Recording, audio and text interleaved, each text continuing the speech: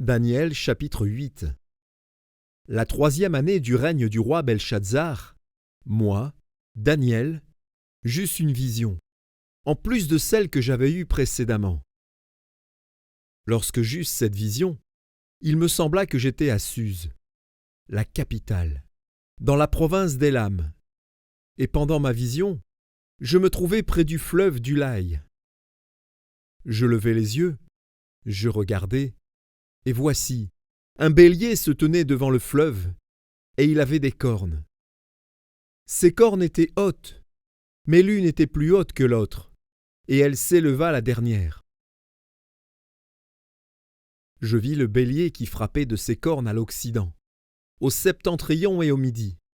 Aucun animal ne pouvait lui résister, et il n'y avait personne pour délivrer ses victimes. Il faisait ce qu'il voulait, et il devint puissant. Comme je regardais attentivement, voici, un bouc venait de l'Occident, et parcourait toute la terre à sa surface, sans la toucher. Ce bouc avait une grande corne entre les yeux. Il arriva jusqu'au bélier qui avait des cornes, et que j'avais vu se tenant devant le fleuve, et il courut sur lui dans toute sa fureur. Je le vis qui s'approchait du bélier et s'irritait contre lui. Il frappa le bélier et lui brisa les 2 cornes, sans que le bélier ait la force de lui résister. Il le jeta par terre et le foula, et il n'y eut personne pour délivrer le bélier. Le bouc devint très puissant, mais lorsqu'il fut puissant, sa grande corne se brisa. 4 grandes cornes s'élevèrent pour la remplacer, aux 4 vents des cieux. De l'une d'elles sortit une petite corne, qui s'agrandit beaucoup vers le midi, vers l'Orient et vers le plus beau des pays. Elle s'éleva jusqu'à l'armée des cieux. Elle fit tomber à terre une partie de cette armée et des étoiles, et elle les foula. Elle s'éleva jusqu'au chef de l'armée, lui enleva le sacrifice perpétuel, et renversa le lieu de son sanctuaire. L'armée fut livrée avec le sacrifice perpétuel. À cause du péché, la corne jeta la vérité par terre et réussit dans ses entreprises. J'entendis parler un saint.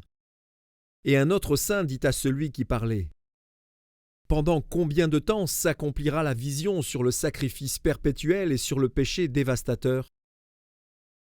Jusqu'à quand le sanctuaire et l'armée seront-ils foulés ? Et il me dit : 2300 soirs et matins, puis le sanctuaire sera purifié. Tandis que moi, Daniel, j'avais cette vision et que je cherchais à la comprendre, voici quelqu'un qui avait l'apparence d'un homme se tenait devant moi. Et j'entendis la voix d'un homme au milieu de l'Ulaï.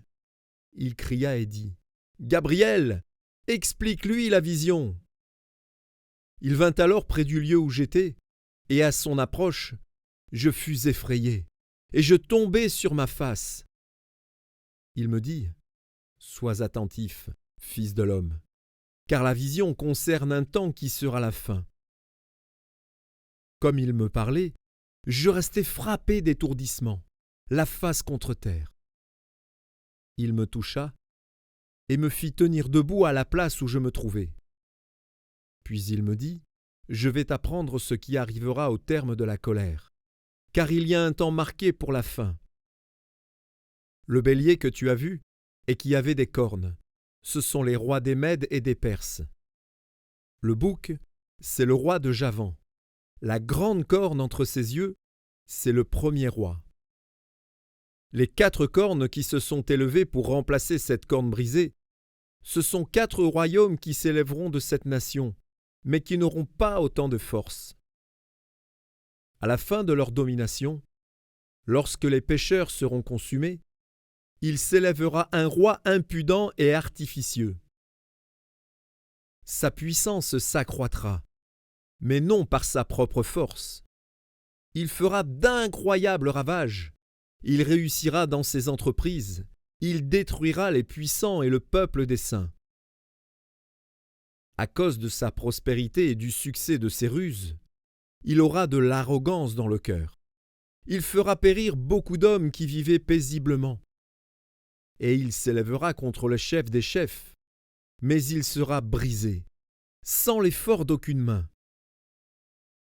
Et la vision des soirs et des matins, dont il s'agit, est véritable. Pour toi, tiens secrète cette vision, car elle se rapporte à des temps éloignés. Moi, Daniel, je fus plusieurs jours languissant et malade. Puis je me levai, et je m'occupai des affaires du roi.